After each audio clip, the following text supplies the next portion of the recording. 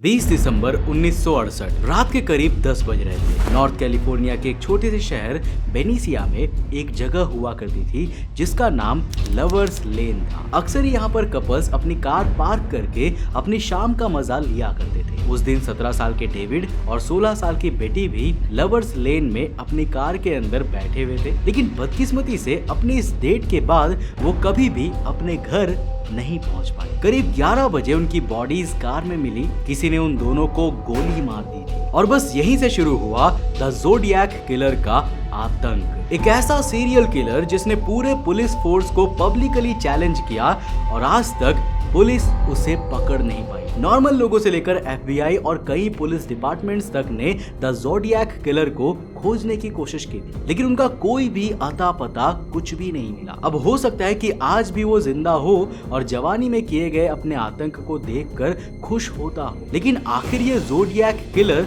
था कौन और ये केवल कपल्स को ही क्यों टारगेट करता था? आखिर इसने पुलिस फोर्स को ऐसा क्या भेजा जिससे पूरी दुनिया उसकी फैन हो गई? जानने के लिए बने रहिए वीडियो में एंड तक मेरे साथ। तो हेलो गाइस, मैं हूं कौशिक और चलिए शुरू करते हैं एक और नए एपिसोड।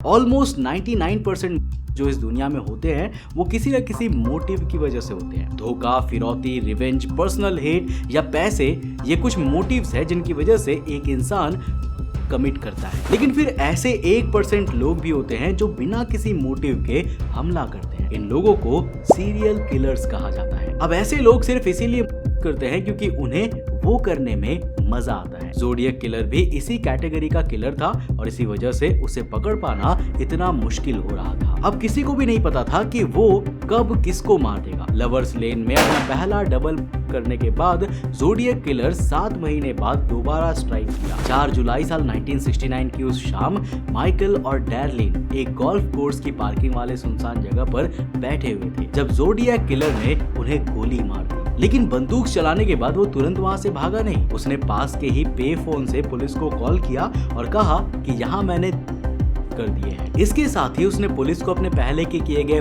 के बारे में भी बताया और वहां से चला गया। अब किस्मत से माइकल गोली लगने के बाद भी बच गया था, लेकिन वो ज़ोडिएक किलर का डिस्क्रिप्शन सही से प्रोवाइड नहीं कर पा रहा था। ज़ोडिएक अभी भी सेटिस्फाइड नहीं हुआ था।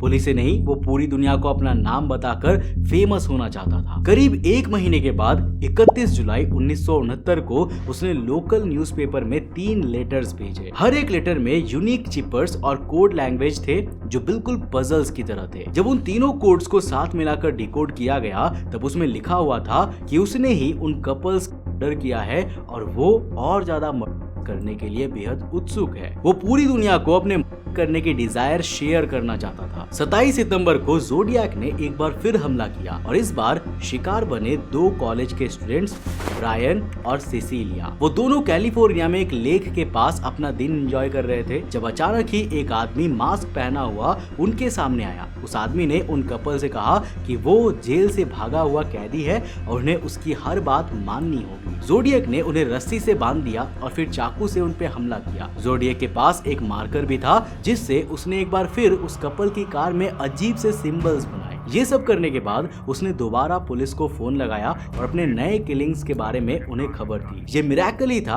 कि ब्रायन उस हमले में बच गया था, लेकिन एक बार फिर वो द ज़ोडिएक किलर के बारे में जरूरी इंफॉर्मेशन प्रोवाइड नहीं कर पाया। ज़ोडिएक ने अपना फाइनल 11 दिसंबर 1969 में किया था जब उसने पॉल स्टाइन नाम के एक सैन फ्रांसिस्को के कैब ड्राइवर को गोली मार दी थी। प्रूफ के लिए उसने पॉल के ब्लड वाला शर्ट सीन से चुरा लिया था। इसके बाद उसने एक लेटर के साथ उस शर्ट का टुकड़ा पुलिस को भेजा। इस बार उसने बोल्डली अपने आप को द ज़ोडिएक कहा और प्रॉमिस किया कि वो और करते ही रहेगा। लेकिन इनके बाद द ज़ोडिएक किलर अचानक ही गायब हो जाता है। इतनी धमकियां देने के बाद द ज़ोडिएक ऐसे गायब हुआ कि पूरी दुनिया के खोजने पर भी वो वापस मिला ही नहीं। अब द ज़ोडिएक किलर के नहीं मिलने के कई वजह थी। वजह नंबर 1, उस समय के हिसाब से बहुत ही दूर दूर के लोकेशंस में हुए थे और जैसा कि हम सब जानते हैं हर जगह पर अपनी अलग अलग पुलिस होती है, तो हर जुरिडिक्शन की पुलिस अपने हिसाब से इन्वेस्टिगेशन कर रही थी। कोई भी एक दूसरे के साथ काम करके इन्फॉर्मेशन शेयर नहीं कर रहा था। कैब ड्राइवर का जब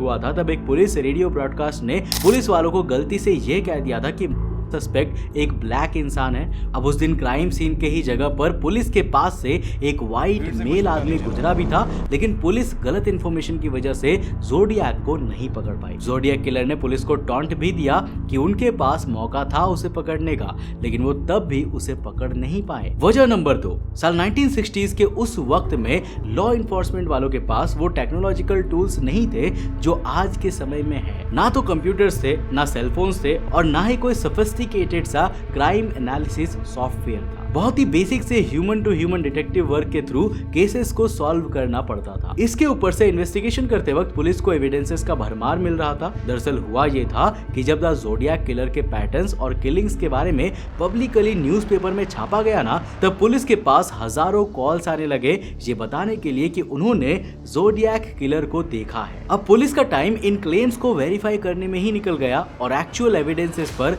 काम हो ही नहीं पाया। मैं आपको बता दूं कि ज़ोडिएक किलर के इतने सारे कॉल्स आने लगे थे कि एक समय के बाद पुलिस ने हर कॉल को फेक बताना शुरू कर दिया। उस वक्त में डीएनए टेस्टिंग का भी मेथड आया नहीं था। कुछ गिने चुने ही लोग थे जो द ज़ोडिएक किलर को पकड़ने के पीछे पूरी तरह से पागल थे। वो एक्चुअल एविडेंसेस को घर ले जाकर भी इन्वेस्टिगेट किया करते थे। Over the time in evidences की क्वालिटी बेहद खराब होती गई। जब तक डीएनए टेस्टिंग की टेक्नोलॉजी आई तब तक वो एविडेंसेस बहुत ही ज्यादा खराब हो गए थे। अब चांसेस थे कि ज़ोडिएक किलर ने जो लेटर्स भेजे थे उससे फिंगरप्रिंट्स या दूसरा डीएनए के सैंपल्स मिल जाए, लेकिन उनकी क्वालिटी इतनी सालों में बहुत ज्यादा खराब हो गई थी और एक प्रॉपर डीएनए प्रोफाइल बनाना नामुमकिन सा हो गया था। वजह नंबर 3, एक और प्रॉब्लम ये थी कि उस वक्त में एफबीआई और दूसरे पुलिस डिपार्टमेंट के लोग सीरियल किलर्स के बारे में इतने अच्छे से नहीं जानते थे। उन लोगों ने सीरियल किलर्स के बिहेवियर को समझना जस्ट शुरू ही किया था। ज्यादातर पुलिस डिपार्टमेंट्स के पास उतना नॉलेज या आइडिया ही नहीं था कि इस तरह के केसेस से आखिर डील कैसे करें। कोई भी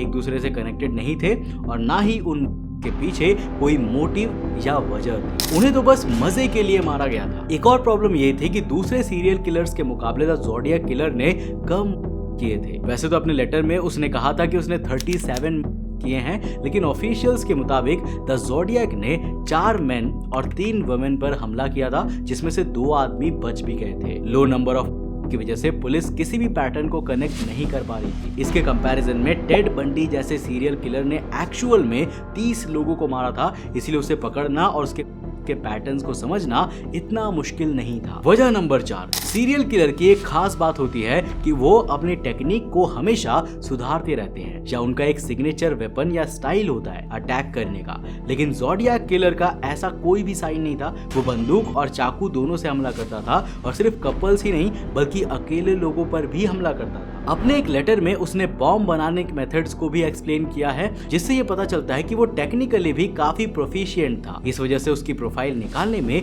बेहद डिफिकल्टी हो रही थी। वजह number 5, the zodiac killer traditional FBI classifications के अंडर में नहीं आता है। दरअसल हर एक मास किलर ना किसी तरह का कैरेक्टरिस्टिक्स दिखाता ही है। कुछ सीरियल किलर्स पर्टिकुलर टाइप के विक्टिम्स चुनते हैं, कुछ एक साथ बहुत से लोगों को मार देते हैं, कुछ ऑर्गेनाइज्ड तरीके से करते हैं, वहीं कुछ अनऑर्गेनाइज्ड तरीके से लोगों को अपना शिकार बनाते हैं। ज़ोडिएक किलर का पर्सोना बहुत ही मिक्स मैच टाइप का था। अब या तो वो एक अडेप्टिव किलर था या हो सकता है कि यहाँ पर एक नहीं बल्कि एक से ज्यादा ज़ोडिएक किलर थे। देखो ये थियरी बहुत ही ज्यादा फेमस है कि ज़ोडिएक किलर एक्चुअल में एक से ज्यादा लोग थे। जिस टाइप के लेटर्स उसने भेजे थे उससे तो एटलीस्ट यही लग रहा था। वजह नंबर 6, इतने सालों में बहुत से नाम सामने आए हैं जिन्हें द ज़ोडिएक किलर का नाम दिया गया है। आर्थर लीन एलन नाम का एक प्राइम सस्पेक्ट है जिसे पक्के तौर से द ज़ोडिएक किलर बताया जा रहा था, लेकिन लैक ऑफ डीएनए एविडेंसेस की वजह से उसे छोड़ दिया गया। ये क्राइम्स और लेटर्स का भेजना इतनी सोफिस्टिकेटेड तरीके से किया गया था कि ऐसा लग रहा था जैसे एक से ज्यादा लोग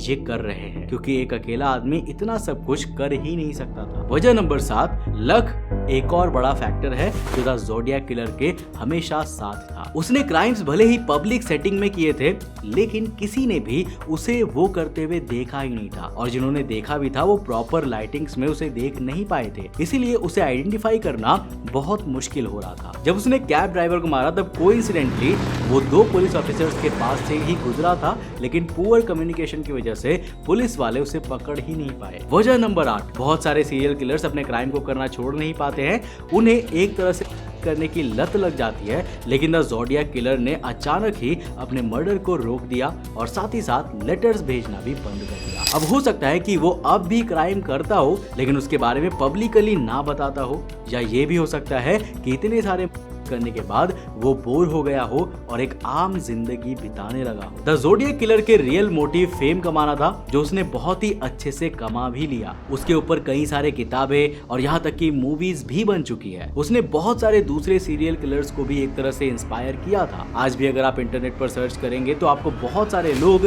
क्लेम करते हुए दिख जाएंगे कि ये ज़ोडिएक किलर था या वो ज़ोडिएक किलर था। लेकिन मेरे ख्याल में सच ये है कि द ज़ोडिएक किलर की असली आइडेंटिटी हम कभी भी पता नहीं लगा पाए। वैसे क्या आपने द ज़ोडिएक किलर के बारे में इससे पहले कभी सुना था?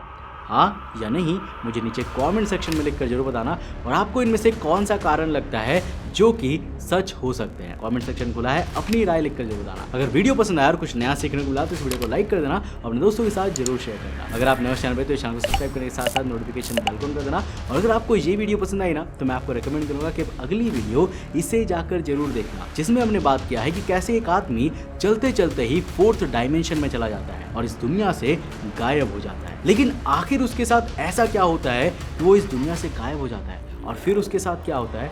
इस पूरी कहानी को जानने के लिए इस वीडियो को जाकर देखो, बहुत इंटरेस्टिंग है। मैं मिलता हूं आपको नेक्स्ट एपिसोड के साथ, तब तक के लिए बाय, जय हिंद।